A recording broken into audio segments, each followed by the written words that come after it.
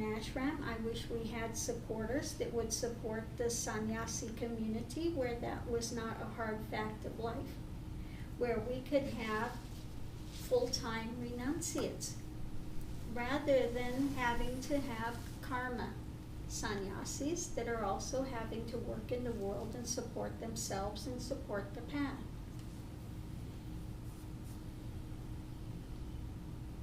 So traditionally, in countries that understand this, the communities come together. They give the money to build the temples. They give the money to build the ashrams. They don't expect the sannyasis to have to build it, to have to earn money to make it happen. Unfortunately here, this is the attitude that's been come across. They're not going to support it unless they have what was said a number of times, a bed and breakfast. So excuse the expression, the lazy ass people can come and be catered to. Like this is a spiritual Disneyland. This is not spiritual Disneyland. I'll come if I have a bed and breakfast and I can lounge. Are you kidding? I can't believe this can come out of somebody's mouth. We need an ashram where the sannyasis can come and live and dedicate their whole lives to gaining liberation, that they can benefit humanity. Other paths preach this day and night. You know, in the Tibetan path, you start out by breathing in the negative and breathing out compassion. And their whole thing is you have to aid humanity. They're not in a place to aid themselves yet, but they're expected to give time, attention, finances, in order to construct lands, buildings, ashrams, temples, where humanity can come and benefit. Unfortunately, what we have here is a lot of people that are out for themselves. They have not grasped this. I have not seen this grasped to any degree with people here. Unfortunately.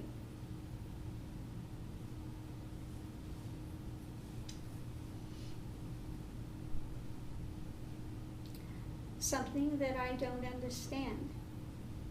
When you have an opportunity to have the real thing, to have a genuine Kundalini completed guru that can give Shaktipat, that can awaken Kundalini, that can guide it in a responsible way, and you're not willing to make any kind of sacrifice to put into place anything other than a bed and breakfast, again, I have to come back and say, what type of person am I dealing with?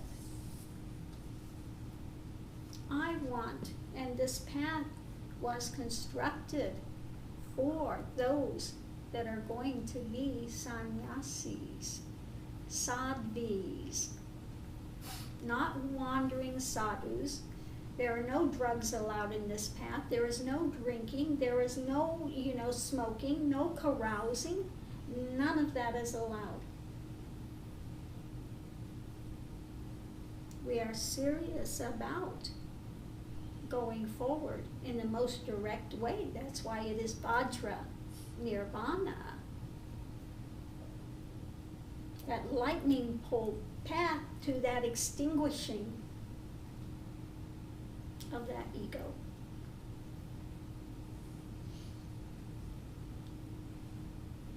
To going to not to, not to. To going the whole way to moksha, to jivan mukti, to be liberated while in life, not at death. This is not to say that those in a family life cannot be liberated at death. If they are very sincerely practicing and continue to practice without let up, that's possible. But while they are embodied and in the midst of family life, and the only thing they can do is keep projecting outward into oneness at death, with waves back and forth of, glimpses of non-duality.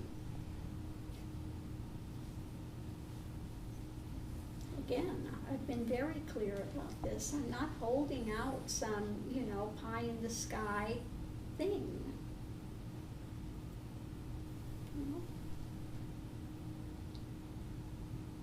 It's been very difficult because people's path is so different. And when people come into this path, they're told point blank, you shouldn't be following other teachers' teachings. This is not because I'm jealous of them, any of that, but you get in confusion. And if you're not dedicated here 100%, if you've got a thimble, you're only going to get a thimbleful. That's it. If you want to keep going to listen, and when they leave here, where do they go? Muji. There's nothing to get. There's nowhere to go. You're already that. It's all beautiful. It's all love. You're all fabulous. If you want to listen to Muji, and that's the only further you want to go, you don't want to actually participate in having to do hard-hitting practices, then why are you here? Be honest in that and go there. Be there. If people want the New Age stuff, then why are you here? This is not New Age. If you feel like you have to be over the internet and chasing all these other videos and teachers and philosophies, again, why are you here? You're not honoring your commitment when you came in here.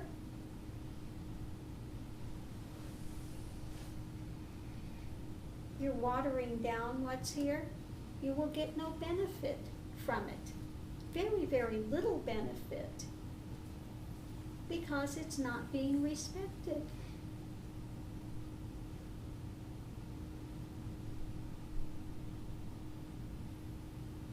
So again, the first 3 pointers of this path are honesty, integrity, transparency. People are not being transparent. I have to see on the Facebook what all they're involved in. And it's always invariably things that have nothing to do with this path. Which every time they engage in that, they continue to water down what's given here, water it down, water it down, water it down, water it down, till it has no substance.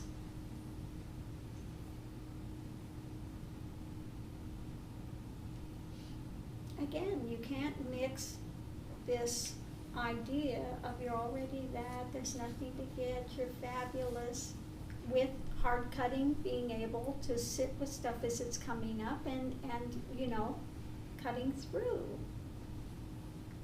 They're two opposite things.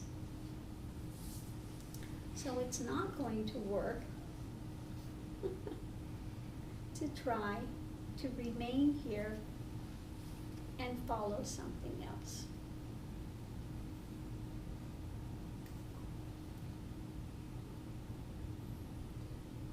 That's the truth of it.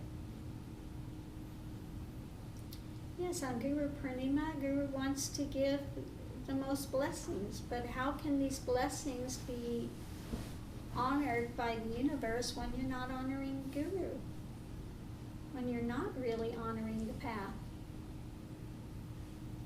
The universe is not going to be made a fool of. You can cheat yourselves, but you can't cheat that.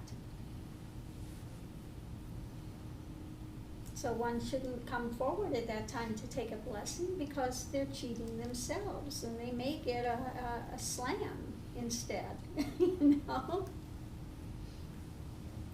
Truth be known.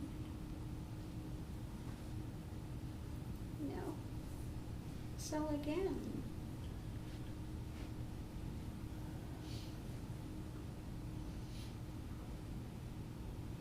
this path really was constructed and more put into place for those that are in the midst of Kundalini or ready to make that journey and have it awakened and ready to go the full way. Not those, and I get them a dime a dozen every day, that I want Shaktipat, I want Diksha. Either it's somebody that goes around, collects gurus like good luck charms. They want to go to every guru they can find and get a blessing, and it's going to make my life better. This is the same thing you see in India.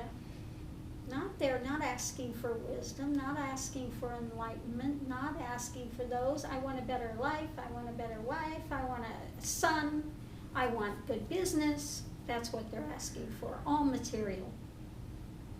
So people that think that India's ahead of the game, if you've spent and lived time and you see what's being asked for at the temples, you'll have a vastly different idea of what it is now versus what it was in the age of enlightenment, which is no longer there. Okay, it's really the age of Kali Yuga. And Kali Yuga means you need that energy of Kali to cut through things. You can't give it on this nice scale of, you're already that. You need that hard-hitting truth. That is what's needed in this day and age, to break through. That's the only way it's going to happen, through that energy.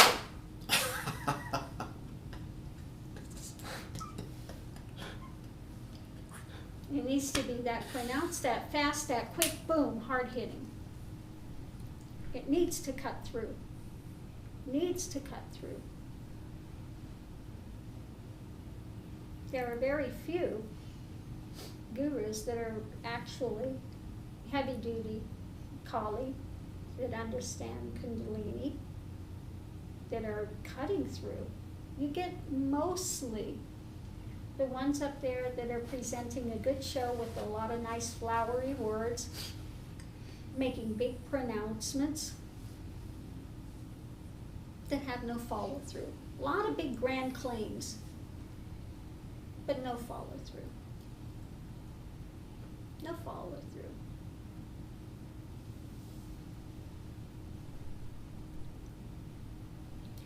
So 9 out of 10, if you find a genuine guru, they're not going to have a large following. If they got a large following, they appeal to humanity at large and the egos of humanity. Genuine gurus are not that appealing. Why? Because it's hard-hitting. Because we're not here to play games. I'm not here to make a show, to entertain you. That was Osho. Big into entertainment, okay? Nityananda, big into entertainment. Lots of costumes, lots of, hoopla, lots of huge claims. Can't back up any of them, but, makes a lot of big claims. It's like, if people look at the fire when the ceremony, you can see Shakti standing there. You can see Shiva standing there. You can see the phenomena that took place. This is not manipulated stuff.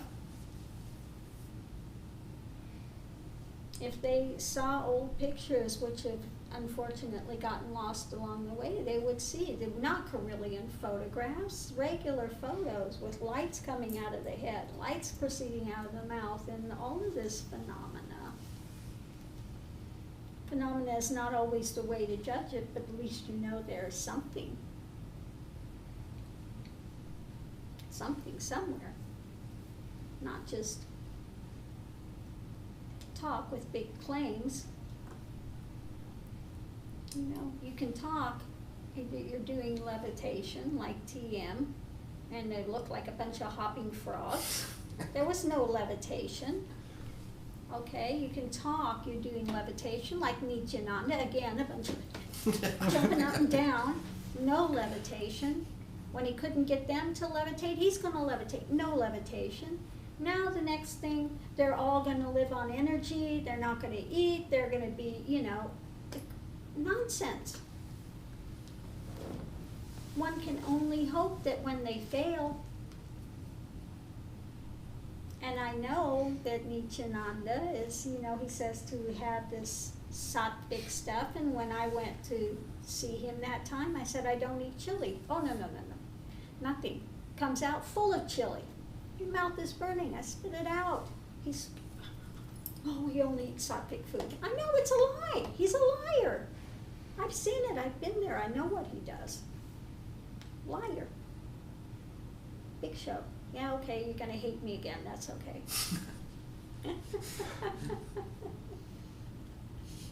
He says he has the energy of Kal Bhairav. He has the energy of Kali. Where? I don't see it. No, I don't see it. I don't see any genuine hard-hitting truths there. I don't see any genuine Kundalini manifestation coming from there. Let him make his big claims and pronouncements, or like Osho and have all the, jumping up and down, and then when you stand still, of course you're going to feel a bit more stillness. Hello, what kind of practice is this? And people are engaging in it, or because he told so many roundabout stories, people love the stories.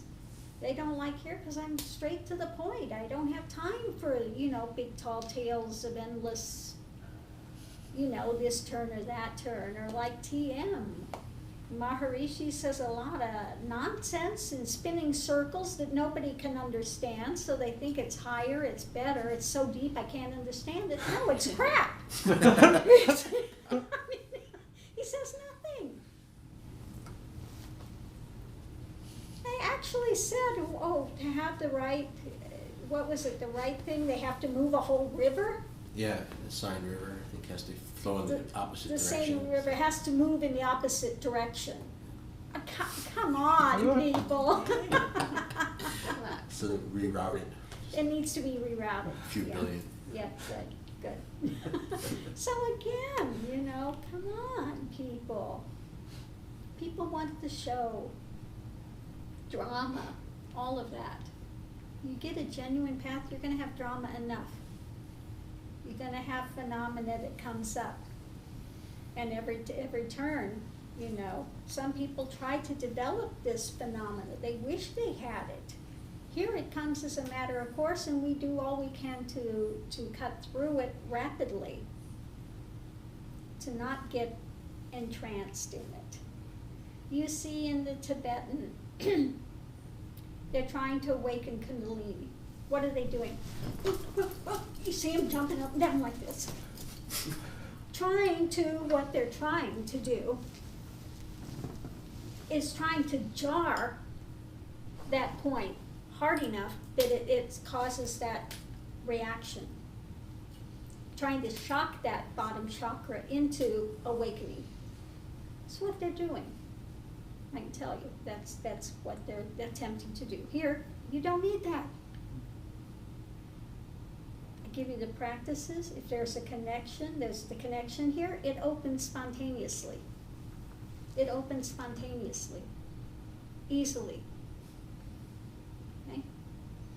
We don't need to have people jumping up, beating the hell out of their tailbone in order to shock it into awakening. Not a lot of complicated pranayama, because if you do that the wrong way, you're going to be in serious trouble. Here I give you a pranayama, very balanced, that's all you need. It's been known to bring balance to people that were very Kundalini imbalanced when they came. Very rapid, very simple, very rapid, to the point, hard-hitting practices. Okay?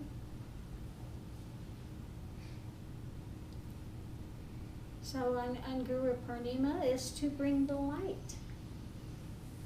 The full moon, that light, that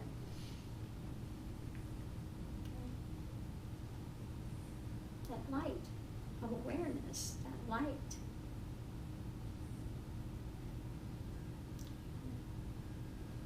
The people that are here today are the ones that want that light. They want that wisdom. They've requested it. That's why you're here, Noel, because at the last retreat, you requested it. And we're saddened that everybody was talking in the midst of it, and you didn't get the time for the meditation. Weren't able to fully take part of it. So you think gurus aren't listening? We're listening. And this is why you were invited to come today, the opportunity. Whether you accept it or not was up to you. I'm glad that you did accept it, and it shows your sincerity and that you do want to go forward as a sannyasi. So this is the type of sadhaka that a guru looks for. One that says, this is what I want. I'm willing to do what it takes.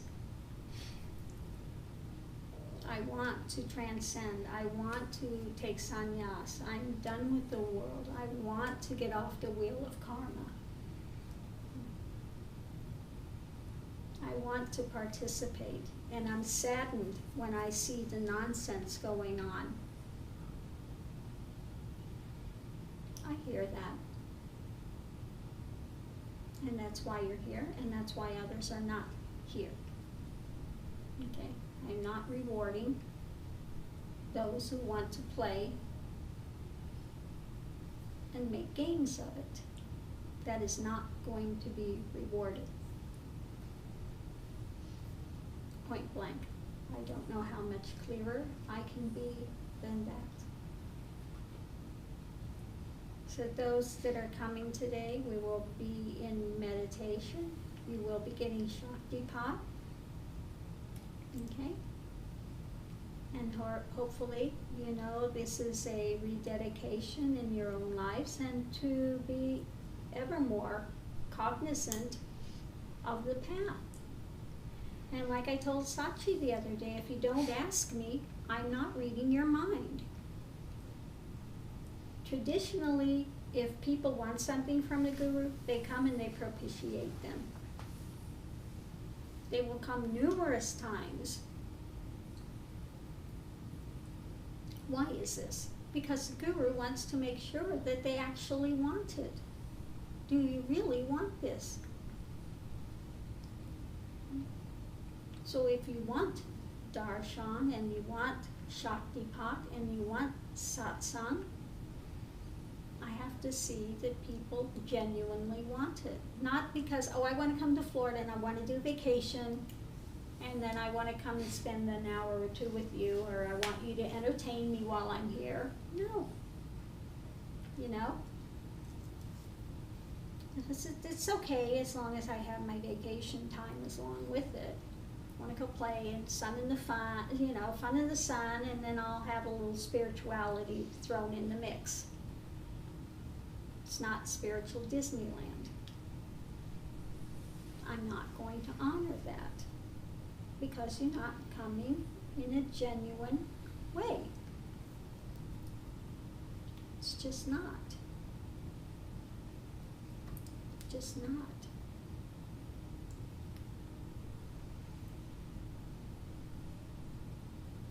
So again, this Guru Purnima is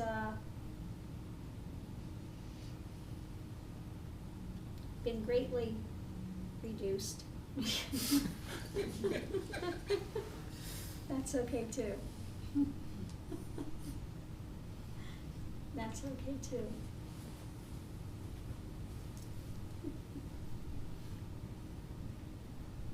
Do we have any comments? Everybody's become very quiet. Guru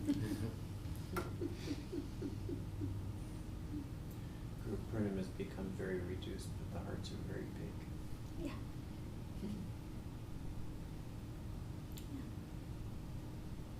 So what I said, I'd rather have a handful, I'd count on one hand, of devotees that are genuine than to have 1,000 that are not. It's not in numbers. Other gurus want to play the numbers game. Go play the numbers game. Enjoy that. I have no need for that. Okay? No need for that. I'm here to give what I can give to benefit those who really want to make that journey. And that's what I'm here for. Okay? So that's that. There was something else that was going to be said on that, but it's and it does that on occasion. It comes and it goes, you know. You don't speak it right that second, it's gone. I have a little problem if I meet up with people and they ask me what the news is, you know, when they ask you the news, like how's your life, and I'm just standing there like and just don't know what, or can't get it, like news, what's news? Yeah, yeah, it gets like that, you know, because what is there to say? You know, because you're no longer being so caught up in all these events. Everybody's looking forward to the next thing, and oh, they're clinging to this thing or clinging to that thing, and you know. So when you're no longer doing that, I mean, what's there to say? You lose the interest in small talk because it's all just random ego drama. That becomes very pronounced at the point of the journey where one is like, you know, the small talk, it's like, oh my God, you know, because you see no benefit in it.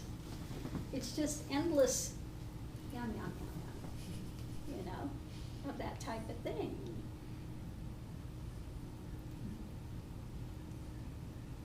Crazy stuff. Crazy, crazy stuff.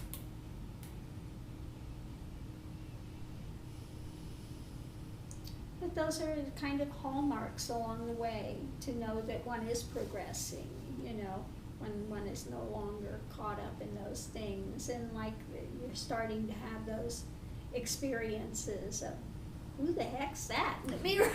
What's that? You know? Those are always interesting things to start to discover.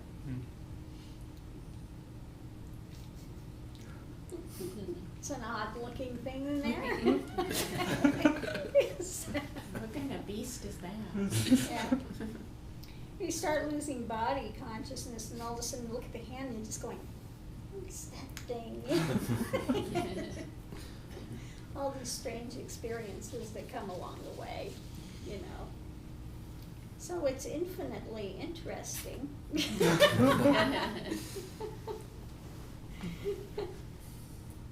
It's enough of a show that takes place. One doesn't need to go out and construct something else.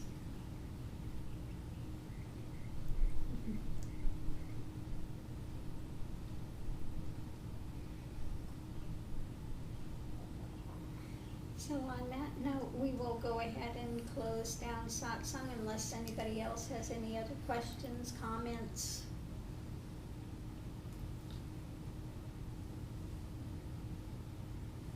We just wanted to let you know that out there, this is more like the temple we created for you. Oh, this is the created temple. And it's very sweet. I saw the things up there. It's really very, very nicely done. So sweet.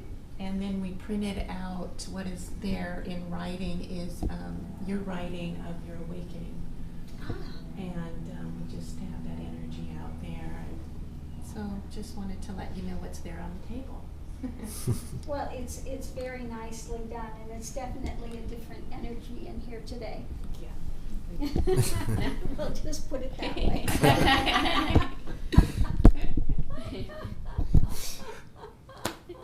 What can you say? I believe you. Yeah, it's been converted. It's, you know, transmuted, transposed. Yeah, so it's a good thing. And all the deities just popped up. They came out for the occasion. You know, the Kali and the have to I see usher they've her. emerged, they've Came emerged out of the today. closet. They came out of hiding for They a came few out of minutes hiding, and- which is a good thing. I'm sure they're very happy to be out of hiding for a so- time here.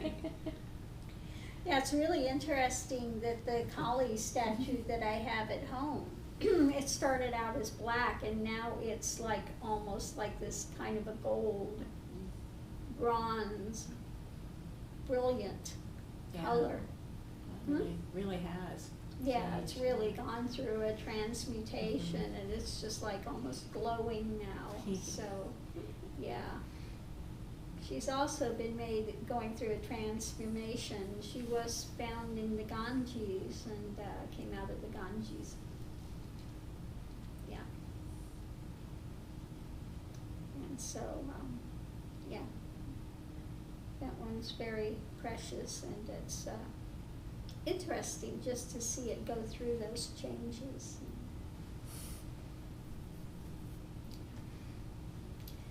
So on that note, we're going to take a quick break. Namaste. Namaste. Thank you for coming.